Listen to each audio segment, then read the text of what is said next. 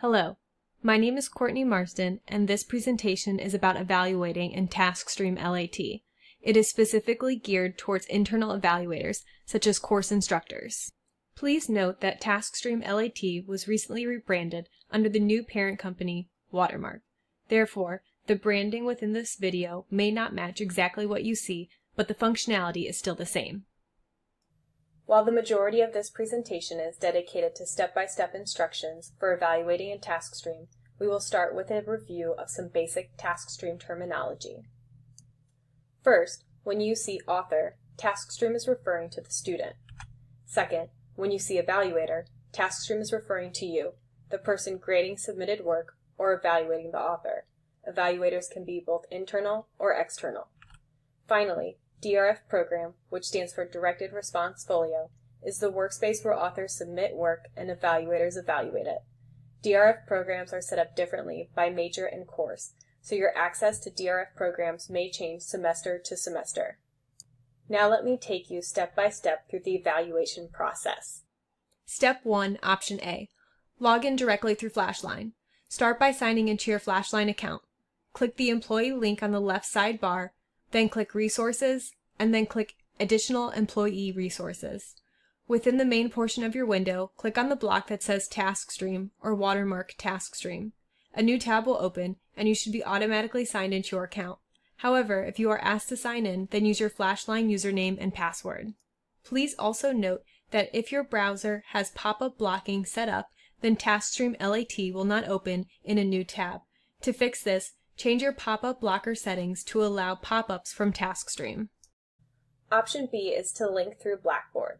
If you have chosen to add the Taskstream folder to your Blackboard course, then you will be able to automatically sign into Taskstream by simply clicking on that folder. Please see the Blackboard Taskstream integration presentation for more information on how to create that folder. Step 2, Evaluator tab. You should now be logged into the system. If you are a program coordinator, then you may have been asked if you would like to enter AMS or LAT. Click LAT and this screen will appear.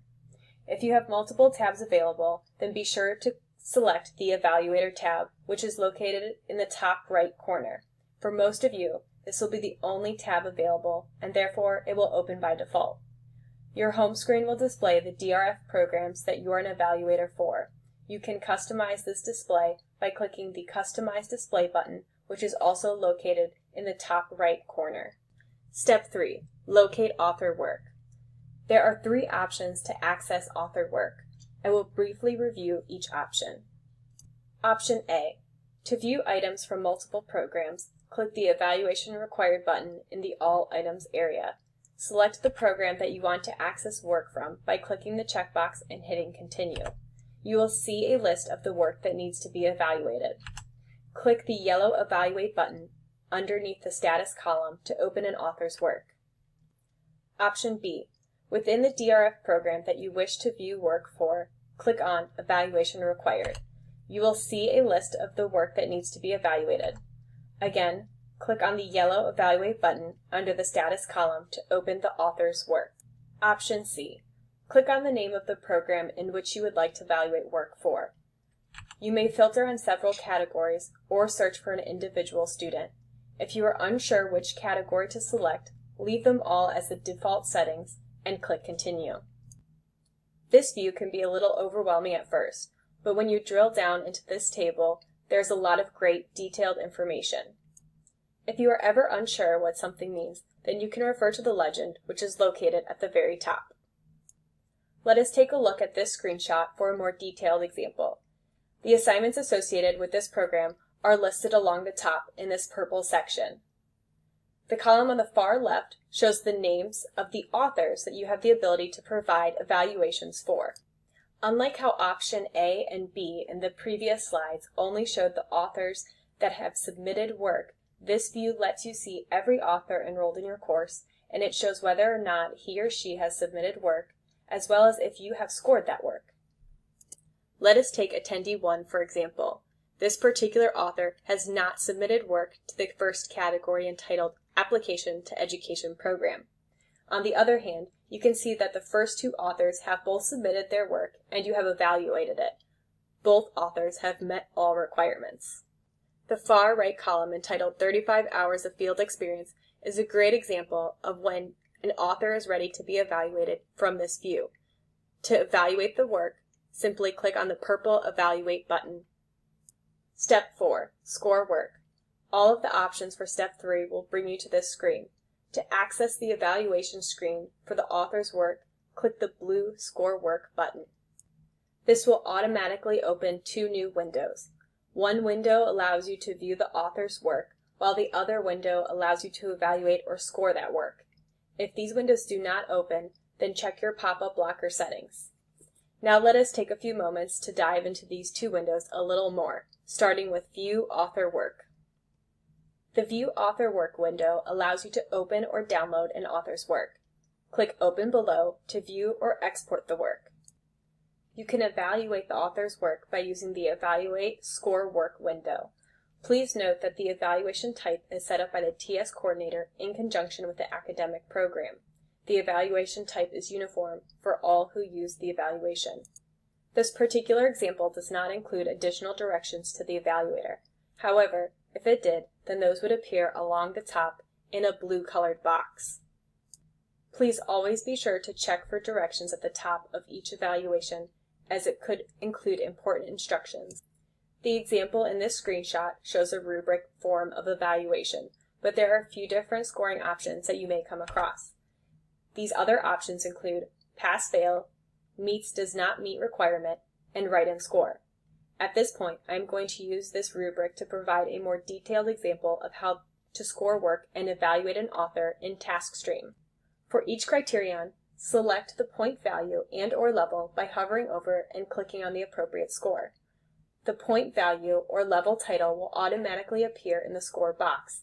If the rubric is set up to allow fractional scores, then you can select the fraction from a slider bar or type it directly into the score box. If applicable, you may see a comment box below each criterion. You may use these to provide feedback to authors on specific items. The final score calculation is set up in advance by the TS coordinator and the academic program. Again, this setting is uniform for all who use the evaluation. In this example, the system computes an average score.